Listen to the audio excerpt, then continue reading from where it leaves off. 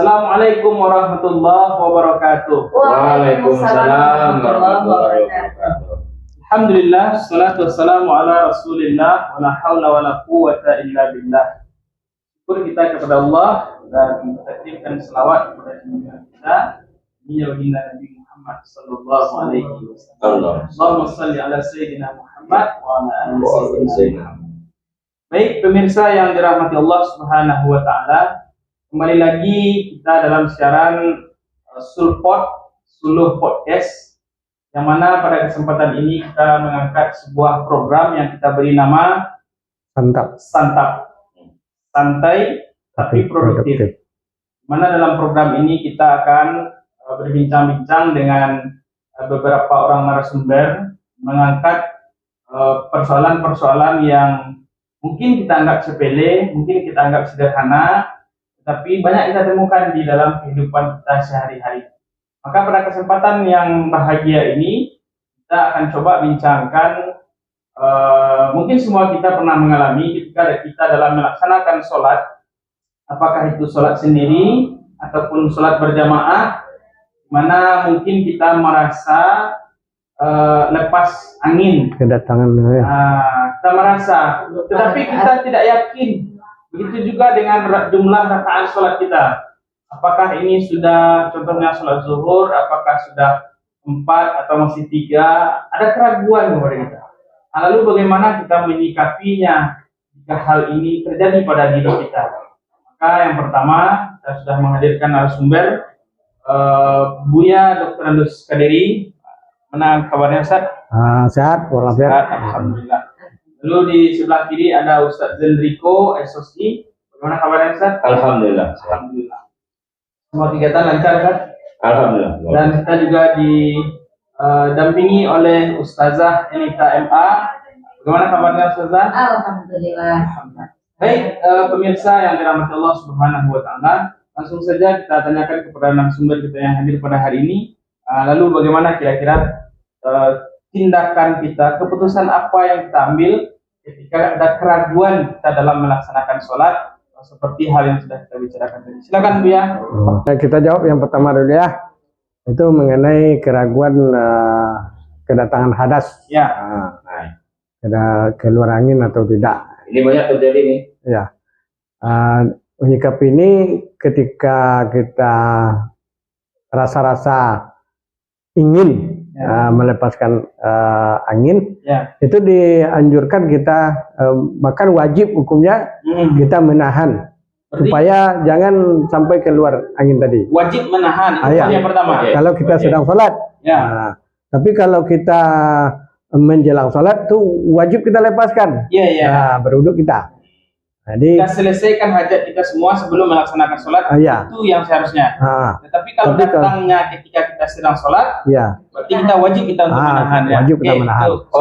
Sebelum melanjutkan ya, kalau wajib kan artinya begini.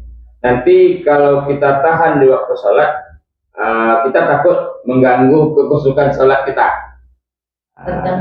Terganggu kekhusyukan sholat kita. Artinya apa? Pikiran kita hanya kepada angin saja, keluar nggak, gitu kan? Itu saja. Itu.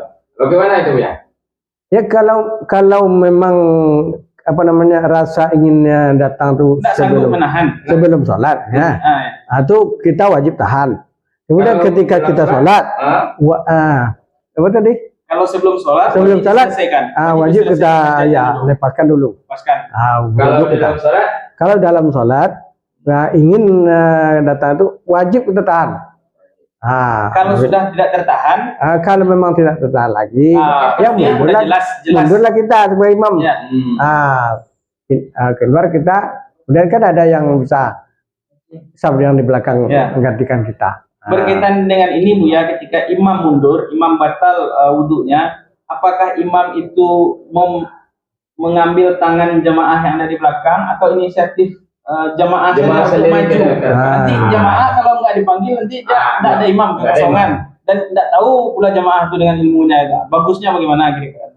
Itu makanya di dalam kita sholat berjamaah itu yang pertama kita harus punya makmum yang mengerti. Yang kemudian jarak antara imam dan makmum, Ya. yang laki-laki itu jangan terlalu jauh. Jangan sampai Melebihi 3 langkah. melebihi 3 langkah. Kalau bisa 2 langkah. Ya, ya.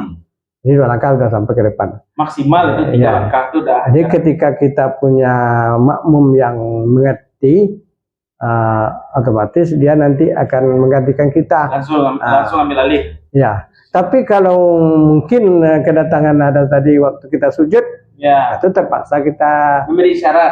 memberi Isyaratnya? kita Isyaratnya berupa? kita cubit atau bagaimana lah kan. Bisa dipegang pundak. Iya. Kalau kita ketika berdiri kita pergi kan tahu dia. Tahu. Kita beradas kan. Tapi kalau ketika sujud itu udah tahu deh. Kehilangan imam ya. Kalau ketika berdiri, ini kejadian. Kadang-kala kan di bukan di dalam masjid itu kan kadang-kala pintu keluarnya nggak ada. Ya. Nah, pintu keluarnya nggak ada kan, sehingga kita kan hadas, artinya lepas wudhu kita imam. Artinya kita berdiri.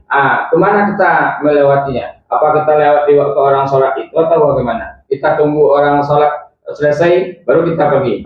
Kalau memang tidak ada jalan, memang tidak boleh kita lalu di depan orang sholat. Jadi kita tunggu sampai kita tunggu, ya kita tunggu. Kalau waktu masih lapang, kemudian kalau waktu masih lapang. Waktu masih lapang. Tapi kalau memang sakit perut kan, darurat, tidak boleh kita lewat. Tidak boleh kita lewat di depannya, tapi lalu di sela-sela. Begini Bu ya. Makanya menjadi pengurus masjid itu tidak gampang sebenarnya. Harus memikirkan hal-hal yang mungkin kita anggap sepele seperti itu dipikirkan. Artinya ada alternatif untuk imam atau untuk khotib ketika wudhunya batal. Kan ada mau sebelah kanan atau sebelah kiri tidak melalui saf jemaah ketika sedang sholat. Mungkin itu solusi yang paling pas. Jadi setiap pengurus masjid menyediakan tempat duduk yang ada di kamar sebelah kanan. Kalau pengurus yang ada pengertian tentang itu memang disiapkan pintu jendela sebelah kiri untuk keluar, setidaknya untuk keluar pergi ke belakang. Walaupun tidak di dalam kamar, tempat berduduknya kan ada jalan. Dan jangan dikunci pintu yang kan mau keluarnya itu. Kalau ada ada juga pintu. Model di Nurul Huda kan ada kunci kan. Cuma dikunci. Dikunci. Tidak bisa keluar imamnya. Kalau di masjid Baitul Qas juga ada dikunci, kadang-kadang ada kunci. Jadi kalau di Baitul Qas itu bisa tidak dikunci tuh. Dan di luar aja kunci. Kan ada tempat beruduk. Dia kalau persoalannya seperti ini, perasaan kita, rasa-rasanya buang angin. Membuat keraguan kita dalam buang angin enggak.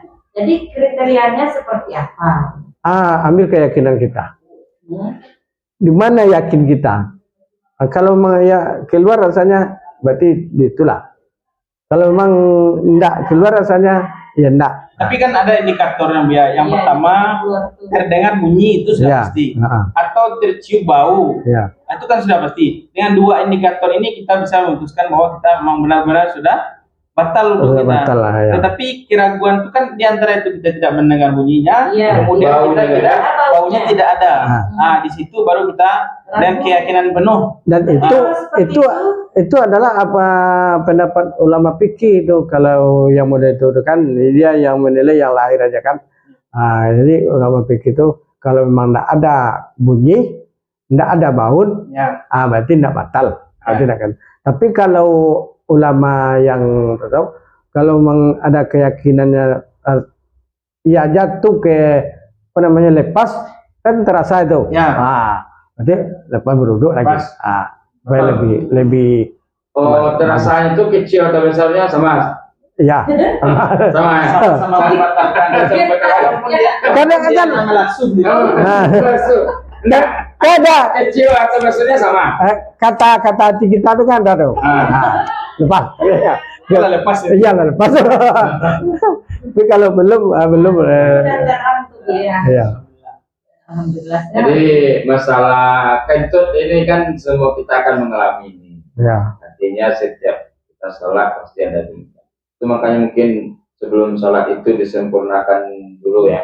Iya. Berwuduk itu disempurnakan tuh. Untuk kentut Mungkin kita itu ya. Jadi jangan menganggap jelek kentut itu. Jangan Membuat jelek. berkah juga. Iya. Kalau udah kentut kita Jembung. kita sehat gitu.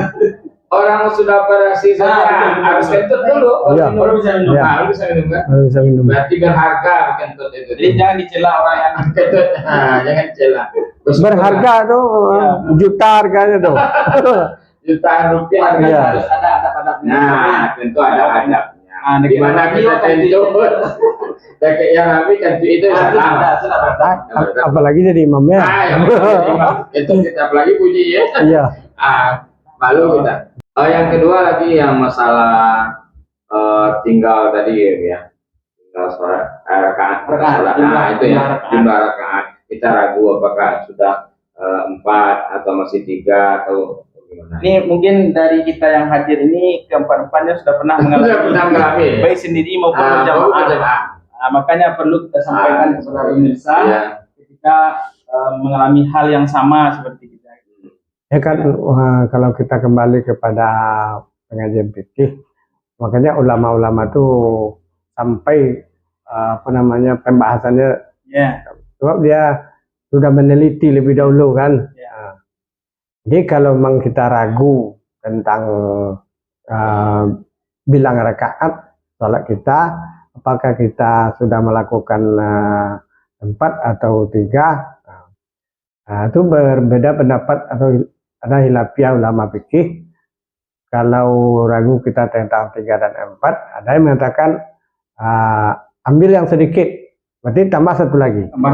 Ambil yang sedikit. Ya. Berarti kaidah ini berlaku untuk ibadah, Iya. tidak berlaku untuk muamalah. Awak makan goreng 2, itu ambil yang sedikit, tidak berlaku deh. Iya. Tidak berlaku untuk muamalah, tidak berlaku Untuk ibadah untuk ibadah. Ambil Kita ambil yang paling kecil. Iya. Kalau untuk Kalau kita ambil banyak. yang paling banyak, Iya. supaya aman. Iya. Itu juga pelajaran berharga bagi kita Iya. pemirsa. Kalau berkaitan dengan ibadah itu kita ambil, kita putuskan jumlahnya yang paling sedikit. Sementara kalau berkaitan dengan muamalah tentang apa yang kita makan, apa yang segala macamnya, maka ambil hitungan yang paling banyak untuk tidak meragukan kita. Supaya yang kita makan itu halal dan thayyiban, gitu ya. Apalagi Baik, pemirsa yang dirahmati Allah Subhanahu wa taala, demikianlah bincang-bincang santai kita hari ini. Walaupun santai tapi produktif insyaallah. Dengan hal yang kita sampaikan ini ada manfaatnya bagi kita yang menyampaikan dan ada juga manfaatnya bagi kita yang menyaksikan program ini. Terima kasih. Assalamualaikum warahmatullahi wabarakatuh.